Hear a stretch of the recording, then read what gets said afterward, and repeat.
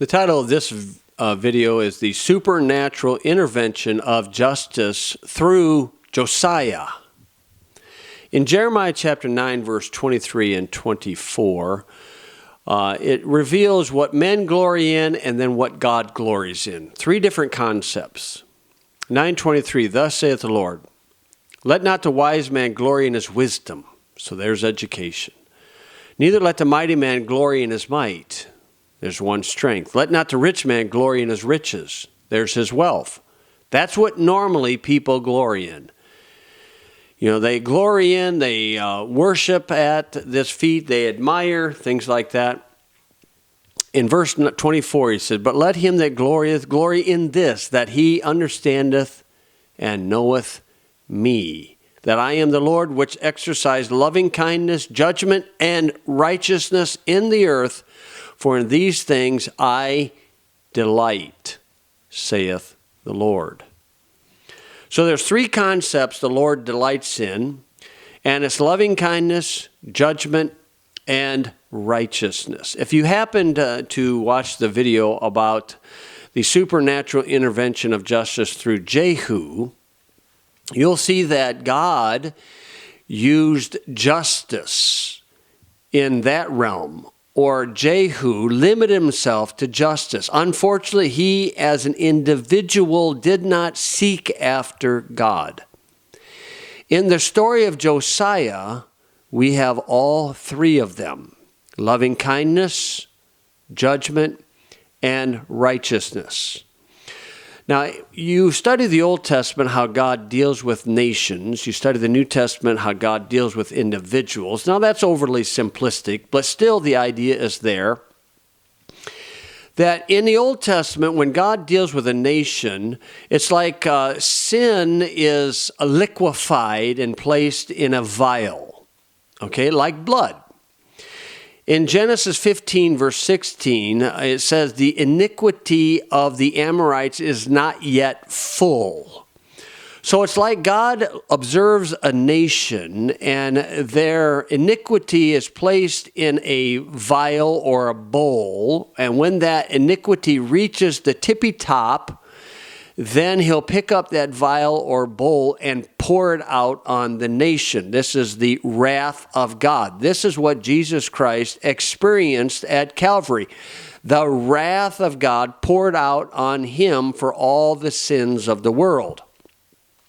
So a nation will have this, they'll march along in this natural world, they'll reap what they sow, but when God intervenes to bring justice, he does it for his glory, and God takes pleasure in it.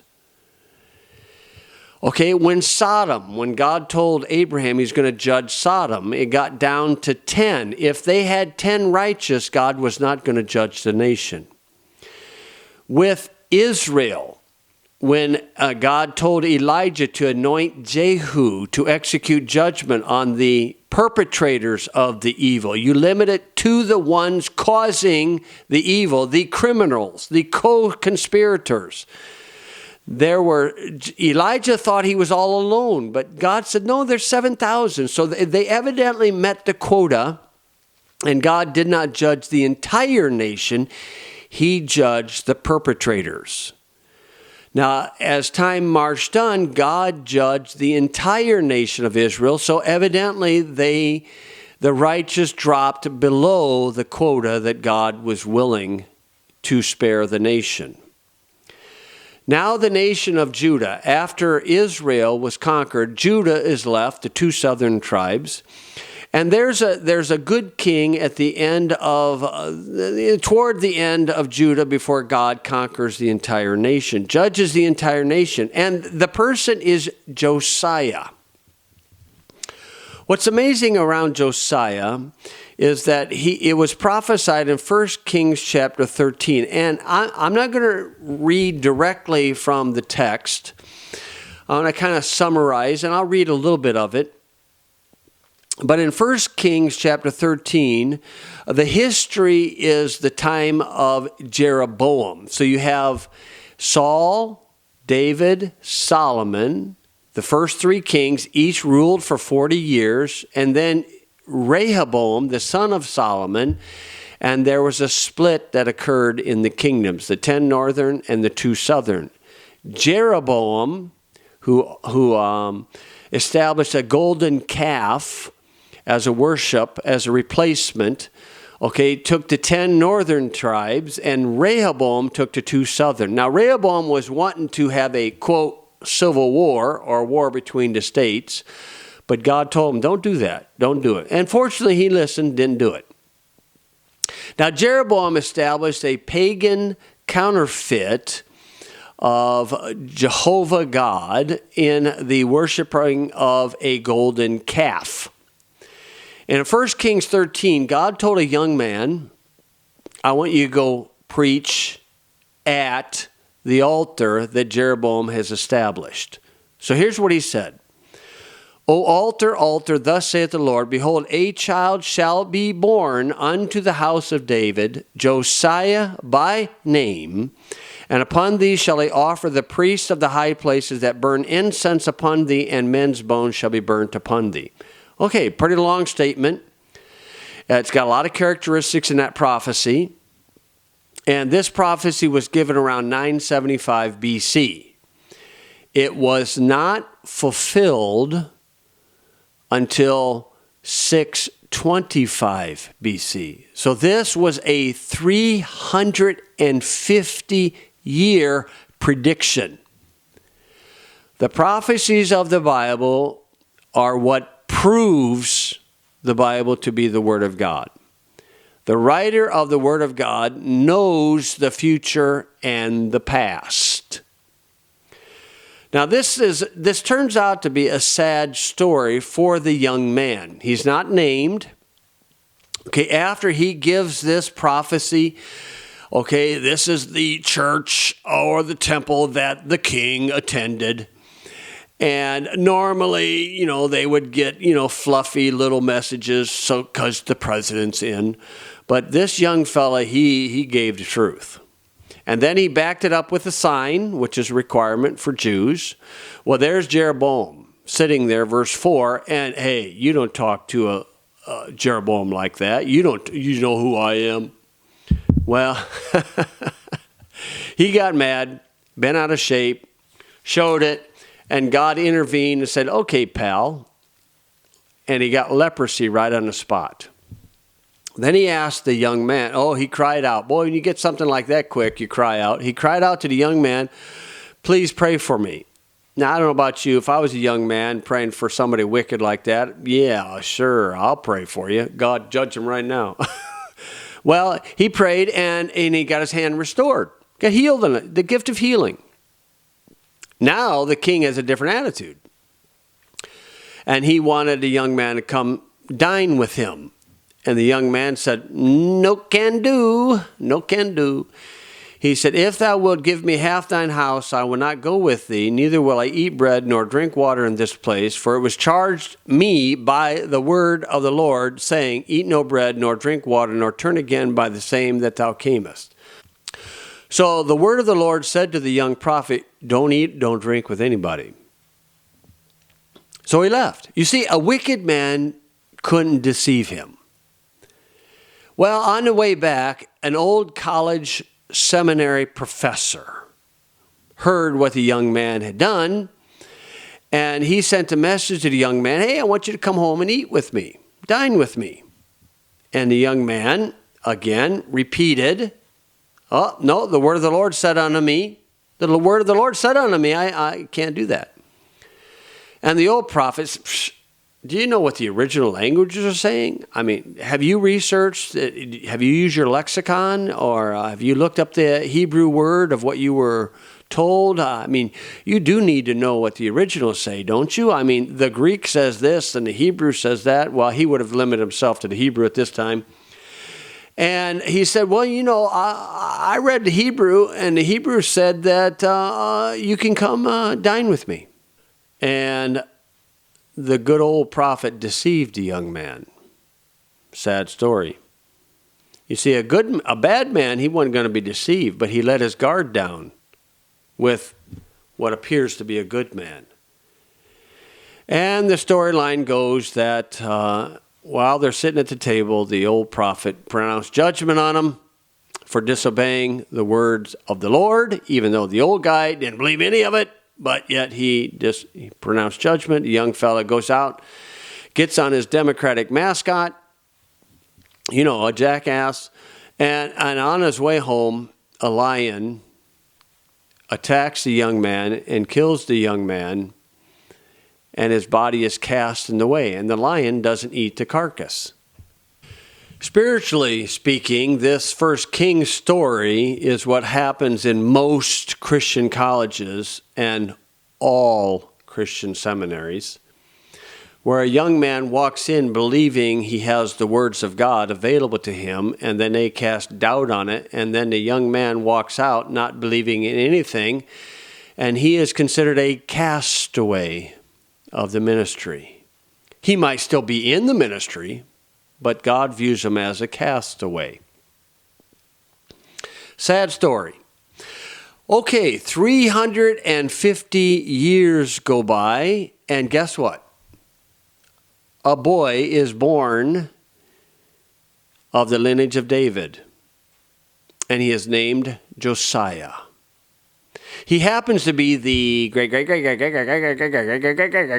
18 great-grandson of David, because son in the Bible is not limited to the first generation son. It could be a son, a son-in-law, a grandson, a great-grandson, a great-great-great-great-grandson. It can be an adopted son, stepson. So that's how it goes.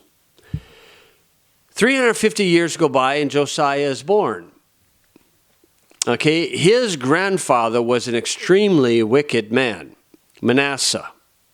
Manasseh had child sacrifices. Josiah could have been one of those sacrifices, but God intervened for him. Josiah's father was a wicked man. And this shows us that Josiah reveals that the free will of any child or person can do right in spite of their upbringing, in spite of the circumstances. Now, Josiah, Israel had a purge, an execution through Jehu. Josiah is going to have 2 purges, during his time as a king. In 2 Kings chapter 23, in the narrative, the Bible says this about Josiah in verse 25, and like unto him was there no king before him that turned to the Lord with all his heart and with all his soul and with all his might, according to the law of Moses, neither after him arose there any like him. And after him, boy, does it go down. Now, what Josiah is going to do that's different than Jehu is that Jehu was limited to the judgment that pleased God. Jehu did not follow the loving kindness and or righteousness of God. Josiah is going to have all 3 concepts that please the Lord. Now, this record of Josiah is found in 2 Kings 22 and 23. And, of course, I would encourage you to read it. This is the exciting parts of the Bible, the drama-filled, the action-packed filled parts of the Bible, violence, all that stuff. You just got to meditate on it to imagine what was being done. And in the parallel passage is found in 2 Chronicles chapter 34 and 35. That happens to have been the public records for the kings of Judah. Josiah was 8 years old when he became king. And according to 2 Chronicles 34, it says, in the 8th year of his reign, in verse 3, while he was yet young, he began to seek after the God of David, his father. Obviously, great-great-great-great-great-grandfather. And in the 12th year, he began to purge Judah and Jerusalem from the high places and the groves and the carved images and the molten images. So that's what he began to do. He's seeking the Lord for 4 years, and then he's looking around his kingdom and say, wow, this country is in a mess. So they had high places and the groves. What's going on in the groves? Okay, that's where they worship pagan deities. Human trafficking, pedophilia, child sacrificing, cannibalism goes on in the groves. I don't know if you know about it. If you can search it online, a place called Bohemian Grove. It's out in California. The ones who owned that gave up their rights of that property on January 20, the day of the fake inauguration, or the staged inauguration, or the very suspicious inauguration when the military refused to send a plane to Creepy Joe and then refused to salute the dude. Strange stuff happening in our country at these times. But the grove, he's taken down. And in verse 4 of chapter 34, it says, they break down the altars of Balaam in his presence, and the images that were on high above them he cut down, and the groves, and the carved images, and the molten images he brake in pieces, and made dust of them, and strode upon the graves of them that sacrificed unto him. Here's the fulfillment that the young prophet predicted 350 years before. He burnt the bones of the priests upon their altars and cleansed Judah and Jerusalem. Oh, boy, did he do a bang-up job. You see, a lot of times we don't realize the brutality of people in high places. It's beyond the belief of most people. You can do a little research on it, but if you just look at Herod, what kind of a king would order the death of 2-year-olds and younger? What kind of a king does that? If you study nature shows, lions, hyenas, leopards, wild dogs, and how they kill their prey, will give you enough insight to understand the real intentions of elitist political figureheads. That's the standard. The exception proves the rule. Now, in 2 Kings chapter 23, it gives more of the details of what Josiah cleansed. In 2 Kings 23, verse 4, he mentions the king commanded Hilkiah. Now, I'll give you a little bit of information about that gentleman. Hilkiah was the high priest. He had a son named Jeremiah. Jeremiah is the same character who wrote Jeremiah 52 chapters and Lamentations 5 chapters.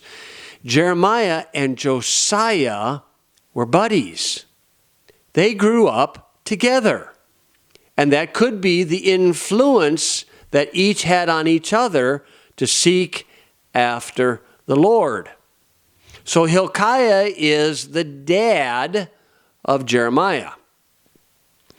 So it says there in verse 4, they said, to bring forth out of the temple of the Lord all the vessels that were made for Baal and for the grove and for the host of heaven. So they brought this pagan statues into the Jewish temple. And Josiah said, we can't have this garbage here. And verse 5, he put down the idolatrous priest. Okay, the idolatrous priest, and then it says, that burned incense in high places, them also that burned incense unto Baal. Again, there's Baal again. If you read a little bit of history, you discover that these were believed in child sacrifices. And Josiah could have been one of the infant sacrifice, but God intervened. They burn incense unto Baal, to the sun, and to the moon, and to the planets. Okay, in this context, the planets are obviously stars, but what are commonly known as planets are all named after pagan deities: Mercury, Venus, Mars, Jupiter, Saturn, so forth, so on. And then in verse 8, he brought down the groves again, so no more Bohemian Grove there. And in verse 7, he break down the houses of the Sodomites. Oh, what are the Sodomites doing there by the Jewish temple? The Sodomites, transgenders, whoa, and all this stuff going on there, doing stuff against nature.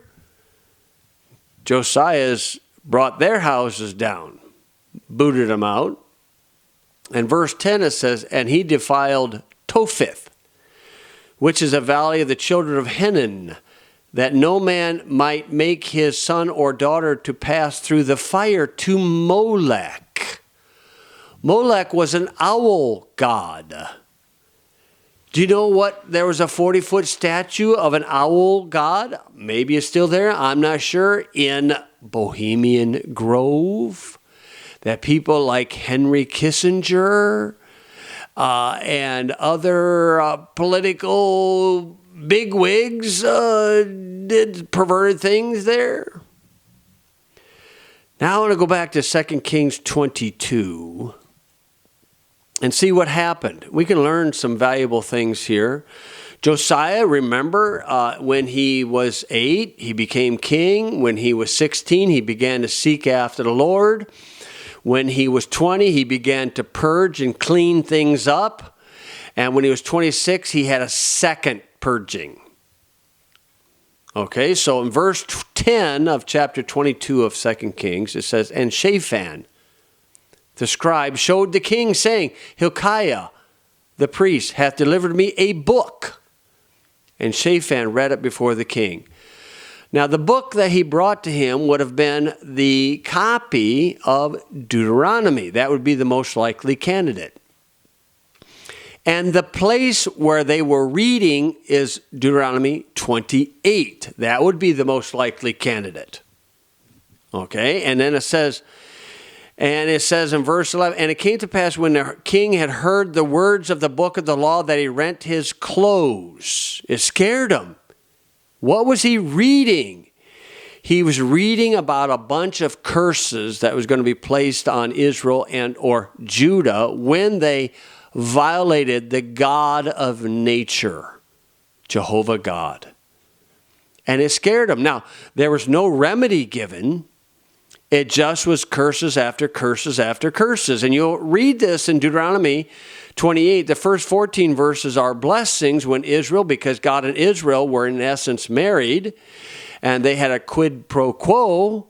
And if Israel did right according to God, did that which was right in God's eyes, God would bless them spiritually and materially. And if they would do that which is right in their own eyes, secular humanism, God would curse them. And God would rejoice in destroying them because the Lord takes pleasure in judgment. You'll find that in Deuteronomy 28, verse 63. And that's a shocker of a passage where the Lord said, as I rejoiced over you to bless you, so I will rejoice over you to destroy you. Oh, that's a strange thing. Well, this scared Josiah. And then he asked Hilkiah, would you please get an answer from God about this? Happens to go to a prophetess. A woman gives the answer because evidently wasn't enough men. And then in verse 16, thus saith the Lord, behold, I will bring evil upon this place and upon the inhabitants thereof, even all the words of the book which the king of Judah hath read, because they have forsaken me and have burned incense unto other gods, that they might provoke me to anger with all the works of their hands. Therefore, my wrath shall be kindled against this place and shall not be quenched. But to the king of Judah, which sent you to inquire of the Lord. So, Instead of judging the entire nation, God is going to judge the criminals, the cabal, because they must have met the quota. Whatever the quota was, well, it's the king. He says this, "Thus saith the Lord God of Israel, as touching the words which thou hast heard, because thine heart was tender, and thou hast humbled thyself before the Lord, when thou heardest what I spake against this place, and against the inhabitants thereof, that they should become a desolation and a curse, and hast rent thy clothes, and wept before me, I also have heard thee, saith the Lord." Now, a lot of people ask, I don't understand the Bible. I don't understand. How did Josiah get an answer here of curses? Why did God answer him? It's because he had a heart that was tender. He had a tender heart and a humble mind. And my friend, that's all you need to understand the Scriptures. A tender heart and a humble mind. You don't need the original languages. You don't need to go to seminary. You don't need to rely upon some apostate professor. You need a tender heart and a humble mind. And Jesus added in the New Testament, John 7:16 and 17, a willing spirit. A willing spirit. And then Paul mentioned in 2 Corinthians chapter 3, verse 18, an open heart. We might say open mind. An open-minded individual. Are you open-minded? Do you have a tender heart towards God? Do you have a humble mind towards His words? Well, if you do, guess what? The Lord will enlighten you. And Josiah had a great revival. The temple was restored. They had a prosperous kingdom. They had come above the quota. God didn't judge the entire nation. He only judged the conspirators and co-conspirators of evil. That's what He did. Now there's a sad ending in Josiah's life. Even though the big picture he did right, God honored him for doing right, but there was a premature death of Josiah that could have been avoided. And this provides you and I a great lesson. In 2 Chronicles 35, verse 20, it says, "After this, when Josiah had prepared the temple," did right. I think he reigned for 31 years. "Necho, king of Egypt, came up to fight against Carchemish by Euphrates." Okay, Necho, the king of Egypt, obviously was a pagan Egyptian king. Necho is going out to battle. Josiah is meddling in the affairs of another nation. He shouldn't be doing this. Necho, this pagan king, warned Josiah, don't be meddling with this. This is none of your affair. So in verse 21, he sent ambassadors to him, saying, "What have I to do with thee, thou king of Judah? I come not against thee this day, but against the house wherewith I have war. For God commanded me to make haste, forbear thee from meddling with God, who is with me, that He destroy thee not." Josiah didn't think that God could speak through a pagan man. Yes, you'll be surprised where you can find God's words being spoken. And if you have a tender heart and a humble mind, maybe the speaker doesn't have a good reputation. Maybe he's not a good man in general. Maybe so, but God still can speak through him. You see, Jeroboam, a bad man, did not deceive the young prophet. It was a good man that deceived him. And that's a common problem that we have. Just because he seems to be a nice Christian college professor, he may not be speaking you the true words of God. You see, the devil is so slick that he can use a lie better through a good man than through a bad man. Josiah did not recognize that God can speak through an unsaved man. You might be surprised what God will speak through. And if your heart is tender towards God and you compare those words to the words of God, then you will know. But it says, nevertheless, Josiah would not turn his face from him, but disguised himself that he might fight with him and hearken not unto the words of Necho from the mouth of God, and came to fight in the valley of Megiddo. Megiddo, that's the equivalent of Armageddon in the New Testament. And sadly, Josiah died. That doesn't discount the great revival that he produced, 31 years of good. He just had a bad ending. And looky here in 25, and Jeremiah lamented for Josiah. See, they were friends.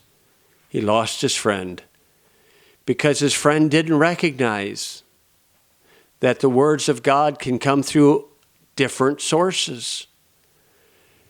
Good man, bad man, it's hard to say, but yet when you are an adamant student of the words of God, you will discern truth from error, even when truth looks like error and error looks like truth. Time marches on. Josiah's boy was raunchy. Jeremiah is in the city of Jerusalem when Babylon surrounded them. The quota had dropped. God told Jeremiah, I'm going to judge the nation. There wasn't enough to meet the quota. He said to Jeremiah, run through the city, Jeremiah 5 verse 1. See if you can find one good judge, one good priest, one that seeks the truth and executes justice. If you could find one in Jerusalem, I will pardon it. They didn't meet the quota. He couldn't find one. There wasn't one. In our country, do you see a parallel? I mean, the seed that was planted in 1871 that produced a counterfeit corporation in the United States has been growing now for many, many years. The swamp is deep. And the only way God will intervene to execute justice upon the perpetrators, the co-conspirators, is if we have met a righteous quota. My friend, the most patriotic thing you can do for your country is to pray and to believe the pure words of God. And if we want our republic to be restored, shouldn't we go back to the Bible at the founding of this republic? The blessed, pure words of God. Josiah fulfilled the three concepts that are pleasing to God: loving kindness, judgment, and righteousness. May God have mercy on our country.